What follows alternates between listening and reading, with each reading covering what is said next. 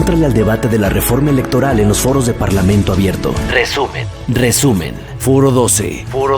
Seguridad, combate a la violencia, prevención de la intervención del crimen organizado en los procesos electorales y nulidad de las elecciones. Creo que además tenemos la ventaja de tener destacado invitado que nos pueden abrir ahí muchos espacios, ¿no? Al pensamiento, a la reflexión y al cómo hacerle.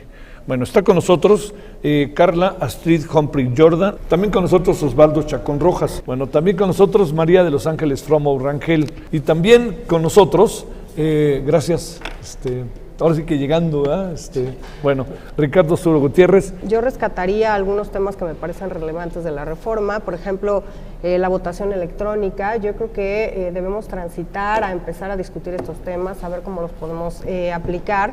Llevamos votando 30 años igual en este país y creo que las generaciones más jóvenes y la pandemia nos ha enseñado que podemos ejercer derechos de otra manera, comunicarnos, trabajar, estar en contacto con nuestras familias.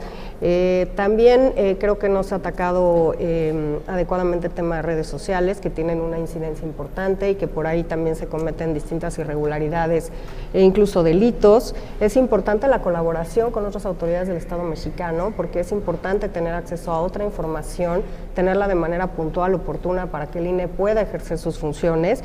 Y creo que además, como lo decías al inicio, el INE es una institución que es de todas y todos los mexicanos.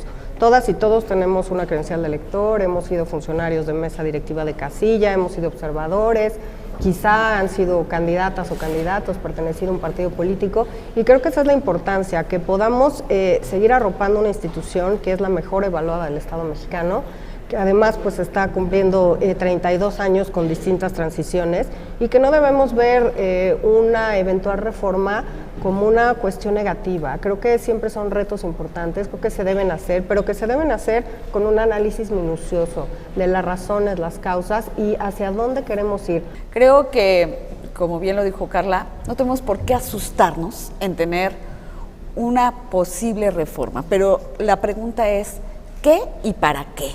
¿Y cuáles son los elementos técnicos que tenemos para hacer esa transformación? Creo que en nuestro país hemos vivido sin número de reformas electorales. Cada vez que tenemos un proceso electoral importante, hay cuestionamientos y se plantea una reforma. ¿Cuál es la situación actual? Como bien lo dice Carla, no lo estamos haciendo después de la elección presidencial, sino lo estamos haciendo años después. Pero no es esa la reforma única que existe, que se ha propuesto por parte del presidente. Hay múltiples reformas que se han quedado ahí pendientes de debate, de análisis, de comentarios. Y yo me iría a preguntarnos qué son esos datos duros que tenemos para hacer esa transformación. Creo que el debate está abierto y es lo más rico que podemos hacer, es poner las ideas sobre las mesas. Lo que tenemos es de ocuparnos que esa reforma sea hecha con datos duros y que no ponga en riesgo nuestra próxima elección.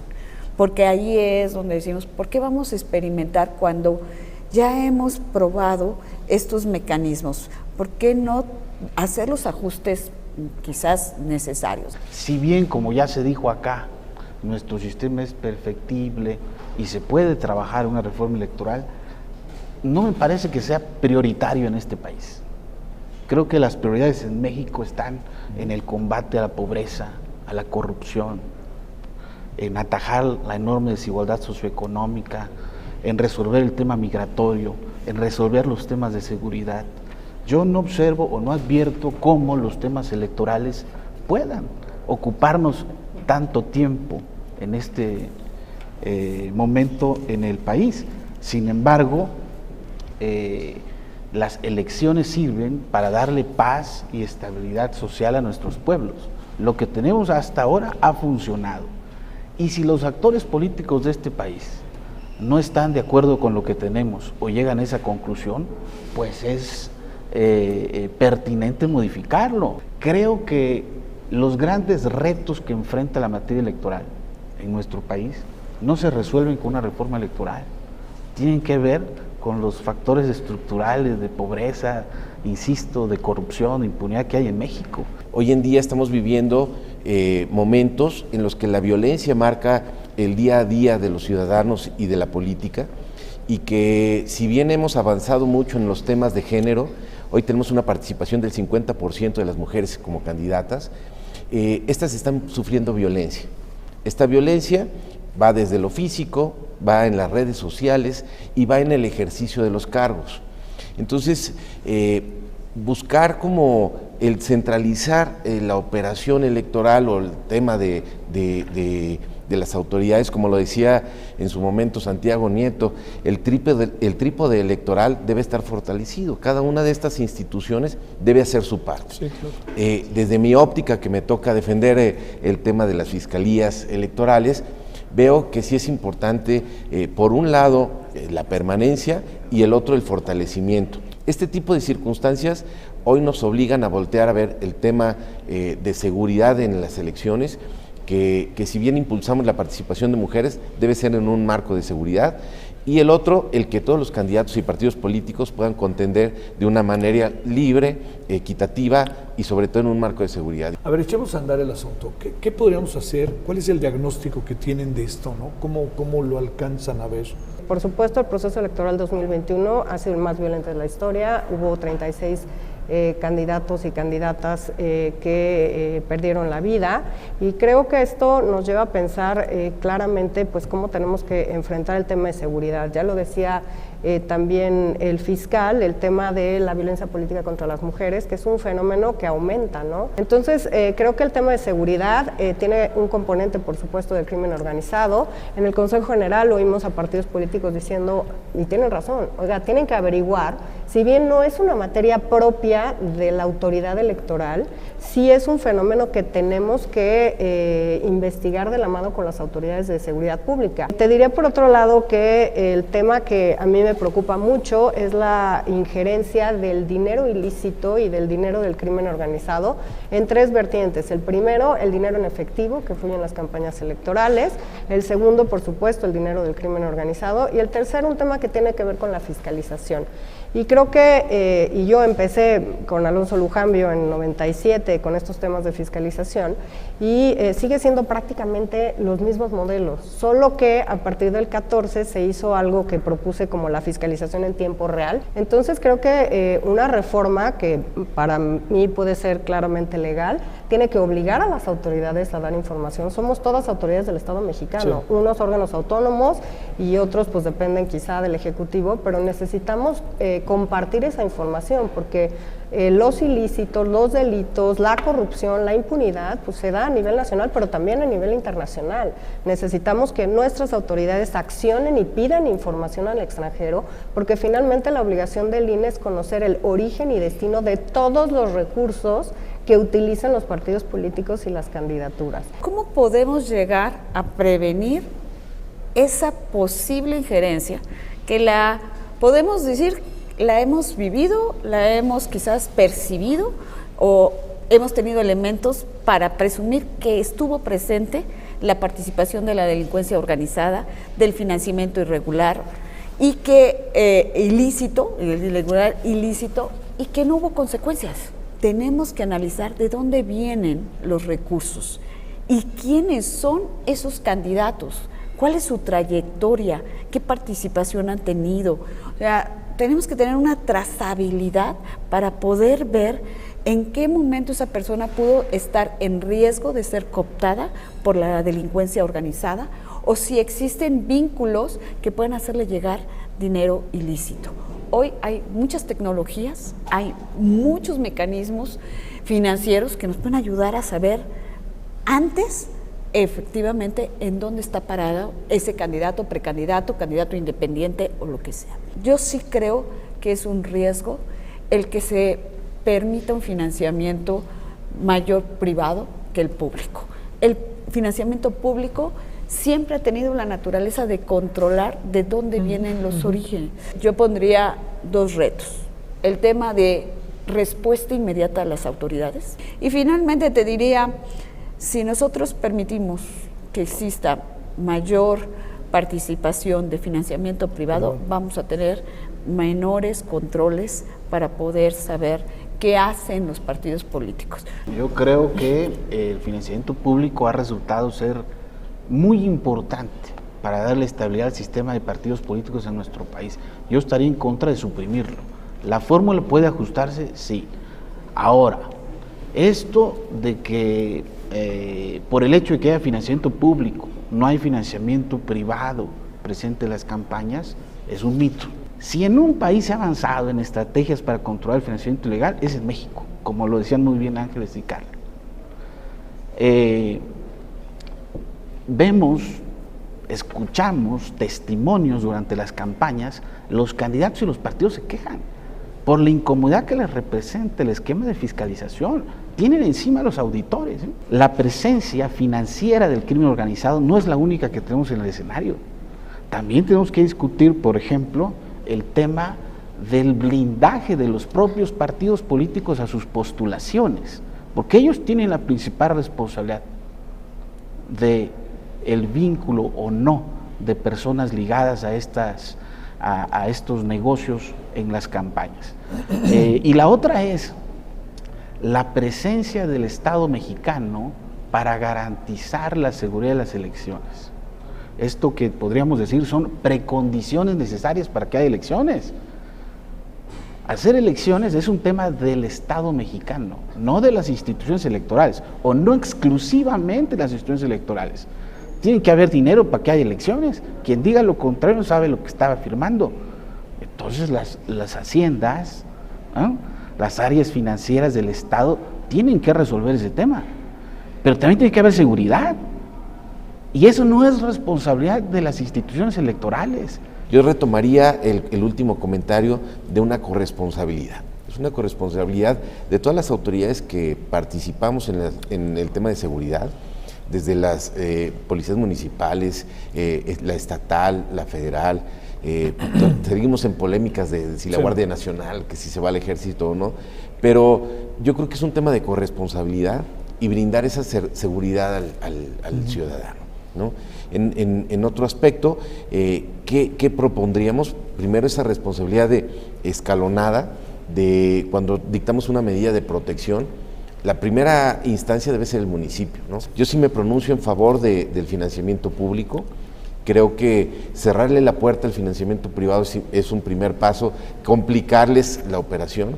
Lamentablemente en la política escuchamos frases como las de que lo que cuesta dinero cuesta barato, sí, y vemos que el tema del financiamiento público se oye en cantidades exorbitantes, pero no les alcanza, ¿no?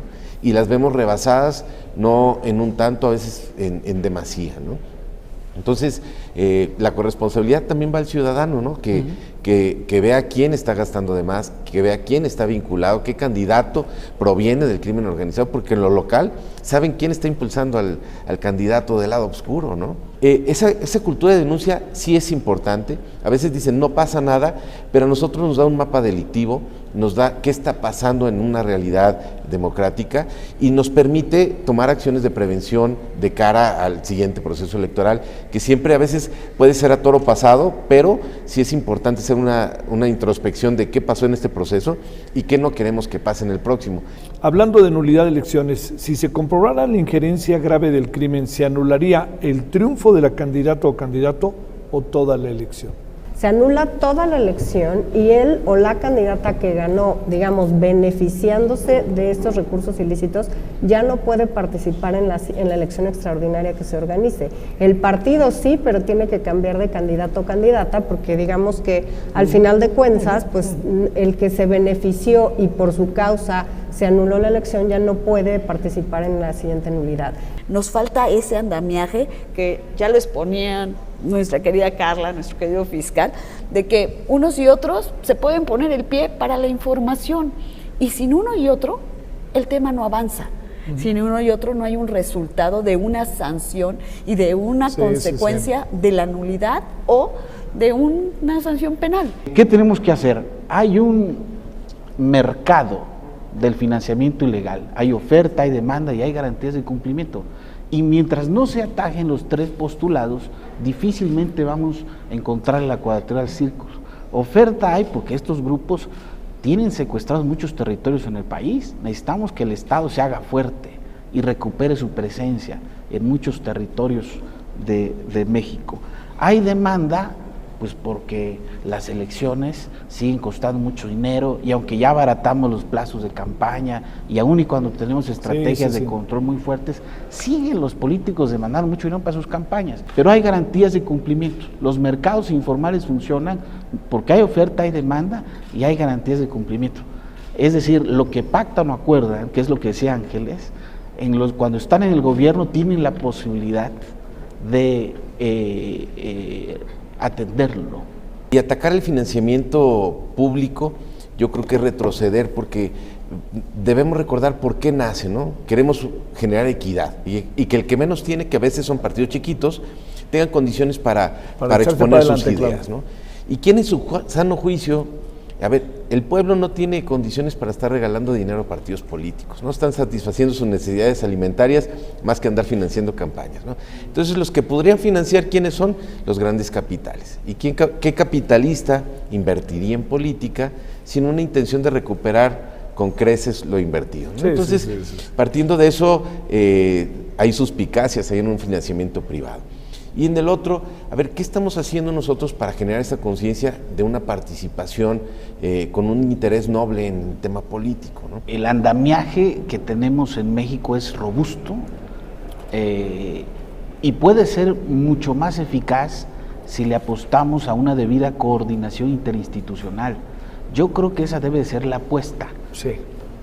Toda vez que tenemos muy próximo ya el proceso electoral, la maquinaria que tenemos que ir aceitando, me refiero como Estado, ¿no? Es esa coordinación entre las instituciones. Claro. Nuestra principal aportación es seguir haciendo elecciones confiables y transparentes.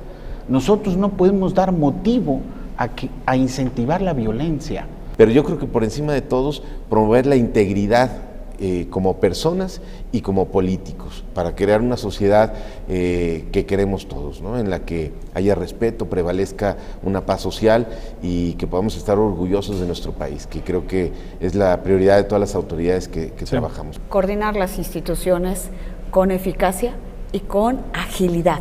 O sea, en la medida que el proceso electoral va más allá de lo que tú dices, los tiempos, necesitamos que las autoridades puedan coincidir para crear esos mecanismos que les permitan investigar, que les permitan fiscalizar y que les permitan sancionar de manera muy rápida, que pongan el ejemplo.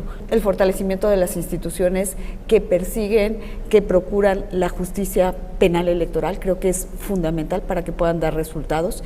Y yo diría el tema de protección física, protección psicológica, que si bien el propio INE puede decretar la necesidad de esas medidas, que las autoridades verdaderamente las ejecuten. Dejémonos de la forma y vayamos al fondo. No estamos haciendo una fiscalización eficiente o efectiva si no vemos los grandes problemas atrás.